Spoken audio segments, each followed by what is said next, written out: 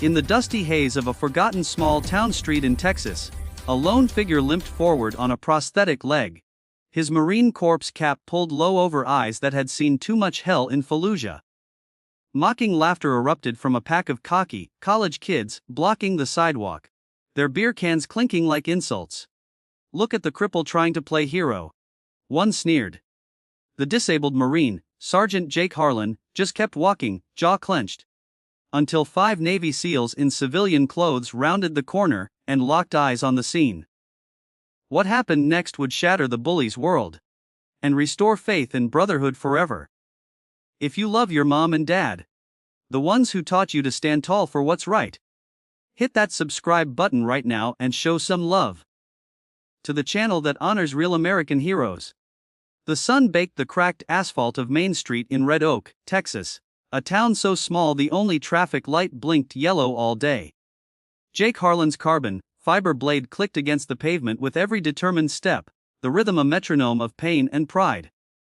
At 34, he carried the weight of 2 Purple Hearts and a body rebuilt in Walter Reed's sterile halls. Shrapnel had stolen his left leg below the knee, but it couldn't touch the fire in his soul. Today he wore faded woodland camo pants, a desert tan shirt stretched across shoulders still broad from carrying wounded brothers through fire, and that battered EGA cover that had survived more sandstorms than most men survived Mondays. He was heading to Millie's diner for his usual black coffee and slice of pecan pie, a ritual that kept the ghosts at bay. Millie, a Vietnam-era Army nurse turned short order goddess, always slipped an extra scoop of ice cream on the house. "For the leg you left in Ramadi." She'd wink. Jake never corrected her, it was Anbar, but the sentiment was bulletproof. Half a block from the diner, 5 loudmouths spilled out of a jacked-up Silverado with University of Texas stickers plastered like war paint. Frat boys on summer break, fueled by cheap leisure and cheaper egos. Their leader, a 6'3" linebacker type named Chad, wore a backwards Longhorns cap and a smirk sharp enough to cut glass. His buddies, Dullen, Mason, Tyler, and Bryce, formed a semi beer-soaked wall across the sidewalk. Jake angled to pass on the curb. Chad stuck out a meaty arm. "Whoa, gimpy. Sidewalks closed for repairs." The others howled. Dylan flicked his cigarette butt. It bounced off Jake's prosthetic with a metallic ping. Jake stopped, exhaled through his nose, and met Chad's eyes. "Son, I've walked through worse than you." Chad's grin widened. "Yeah. Prove it, hero. Race you to the corner." He mined a limp. "Hi," stepping like a drunken flamingo. The pack roared. Tyler pulled out his phone, red record light glowing. "This is going viral. Boys." Jake's knuckles whitened around the strap of his small rucksack. Every instinct screamed to drop these punks where they stood. Old muscle memory from close quarters battle drills. But the corpse had drilled something deeper: discipline. He took one step forward. Chad shoved him. Jake's blade skidded, he caught balance on a lamppost, pride the only thing keeping him upright. That's when the black Suburban rolled up, tires crunching gravel. 5 men unfolded from the doors like switchblades. Crew cuts, oak leaf forearms, and eyes that cataloged threats faster than a drone strike. The driver, Senior Chief Ryan, Bulldog Morales, wore a Salt Life hoodie that did nothing to hide the trident tattoo peeking at his collar. His teammates, Master Chief Eric, Preacher Daniels, Lieutenant Commander Marcus, Doc Holiday, Petty Officer First Class Liam Irish, O'Connor, and Hospital Corpsman Second Class Andre, Meds, Jackson, fanned out in a loose wedge, the way SEALs do when violence is seconds away. Bulldog's gaze flicked from Jake's cover to the prosthetic, then to Chad's phone. "Problem, gentlemen." His voice carried the calm of a man who'd fast roped into compounds at zoo or 300s.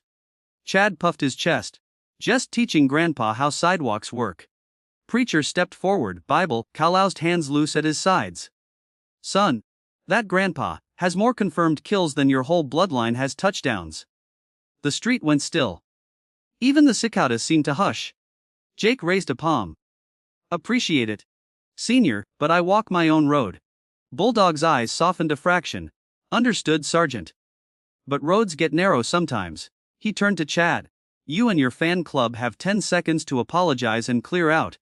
Chad laughed. "Too loud, too brittle. Or what navy? You gonna waterboard us with your iced lats? Irish cracked his neck. Lad, we've drowned better men in puddles. Tyler's bravado cracked, he pocketed the phone. Mason whispered, dude, those are actual CLs. Bryce was already backing toward the truck. Chad doubled down. This is America. Free country. We ain't scared of. Doc moved first, a blur of controlled violence. 1 second Chad was mid-sentence, the next his arm was chicken, winged behind his back. Face kissing the Silverado's hood. The takedown was textbook, zero wasted motion, maximum compliance. Irish zip tied Chad's wrists with a length of 550 cord pulled from God knows where.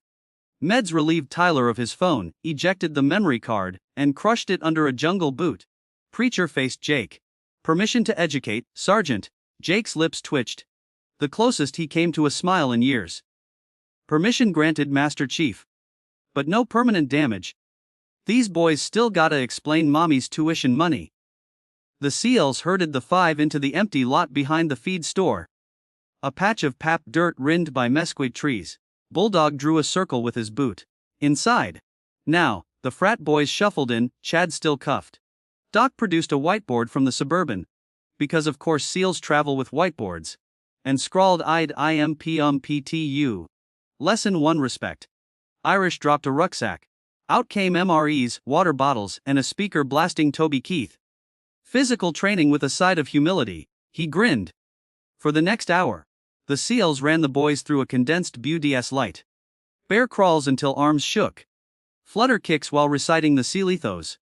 Push-ups on fists because knuckles build character. Every time Chad whined, Meds added 10 burpees. Dellin tried to quit, Preacher quoted Corinthians about finishing the race.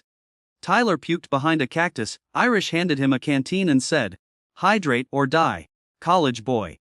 Jake watched from the shade, sipping water. Bulldog pressed into his hand. Something loosened in his chest. He hadn't felt this scene since the evac bird lifted off that rooftop in Mosul. Between evolutions, the Seas shared stories. Not the classified ones, but the human ones. Bulldog talked about his daughter's first steps the day he came home from Yemen. Doc admitted he still flinches at fireworks. Preacher read from a pocket Bible. Voice steady as a metronome. Irish juggled smoke grenades like apples, making Mason laugh despite himself. Chad's bravado cracked around the 40-minute mark. Sweat carved channels through his smugness. Why are you doing this? He gasped during lunges. Bulldog crouched eye level. Because tomorrow you might be the one in charge when someone smaller gets targeted. We're giving you a preview of regret. At the 2-hour mark, the SEALs formed the boys into a line. Jake limped forward. Silence fell. On your knees. Jake said quietly. They dropped. Jake removed his cover, revealing a shaved scalp crisscrossed with shrapnel scars. I lost this leg saving an Iraqi kid who threw rocks at us the week before. Lost 3 brothers the same day. You mocked the price they paid. His voice never rose, but it cracked every heart in the circle. Apologize, not to me. To every veteran who came home in pieces. One by one. They did. Chad's voice broke first. Tyler cried openly. Bryce asked if he could shake Jake's hand. Jake granted it. The SEALs cut the zip ties. Bulldog handed each boy a challenge coin, rare, heavy, stamped with the BUDS bell. Earn this, he said. Or don't. Your choice. As the Silverado peeled out. Tires spitting gravel, no music blasting this time. Millie appeared with a tray of sweet tea. The SEALs accepted gratefully. Jake raised his glass. To the ones who didn't make it home. Glasses clinked. The sun dipped, painting the sky Marine Corps scarlet. But the story wasn't over. 3 months later, Jake sat in Millie's diner, same booth, same pie. His phone buzzed, an unknown number. Sergeant Harlan. This is Coach Ramirez, UT football. Got a kid here named Chad Whittaker asking if he can introduce you at the season opener. Says he owes you a debt. Jake's fork paused halfway to his mouth. Cut to Darrell K. Royal Stadium, 100,000 fans roaring. Chad, now sporting a high and tight and a respectful posture, took the mic at midfield. This man taught me what courage looks like when the cameras aren't rolling. The Jumbotron showed Jake in the stands, eyes wide. The crowd gave him a standing ovation that rattled the goalposts. Twist number 2 came a year later. Jake received an envelope, Inside, a plane ticket to Coronado and a handwritten note on CL stationery. Hell Week needs a guest instructor. Your limp is our lesson plan. Signed by the entire platoon. Jake showed up on crutches. His prosthetic had cracked during a ruck march with local scouts. The candidates, faces caked in salt and misery, watched him demonstrate how to low crawl with one leg. When a boat crew faltered, Jake climbed aboard, blade and all, and paddled them through the surf until the instructor boat begged for mercy. The biggest twist saved itself for last. 2 years after the sidewalk incident, Jake walked, no limp, new socket technology, into the VA clinic for a checkup.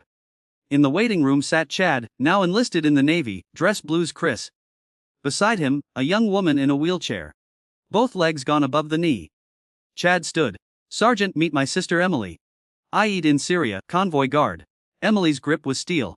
Chad told me what you did. Said if I ever doubted my worth, to remember the Marine who kept walking. Jake swallowed hard. Ma'am, the privilege is mine. That night, the original 5 SEALs, now scattered across commands. Video, called Jake. Bulldog raised a beer. Heard you're adopting the Whittaker kids as unofficial little brothers. Platoon's jealous. Jake laughed, the sound rusty but real. Room for more. Always.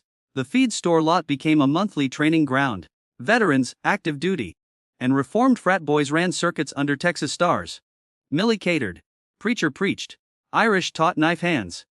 Chad and Emily became fixtures. Chad headed to BDS. Emily started a foundation pairing wounded warriors with service dogs. One dawn, as the group rucked past the spot where it all began, Jake paused. Someone had spray painted the sidewalk. Sten for TOSWEHO Sto Dufor US. Underneath, fresh concrete bore 5 sets of boot prints, seal tread, and one distinctive blade mark. Jake traced it with his finger. The ghosts were quiet today. And that, America, is how a disabled Marine's solitary walk sparked a movement of unbreakable brotherhood. Proving that real heroes don't need 2 legs. They need one heart that refuses to quit. Now tell me in the comments. From which part of this great country are you watching? Texas strong, Cali proud. Drop your state and let's salute the hometowns that raise warriors like Jake.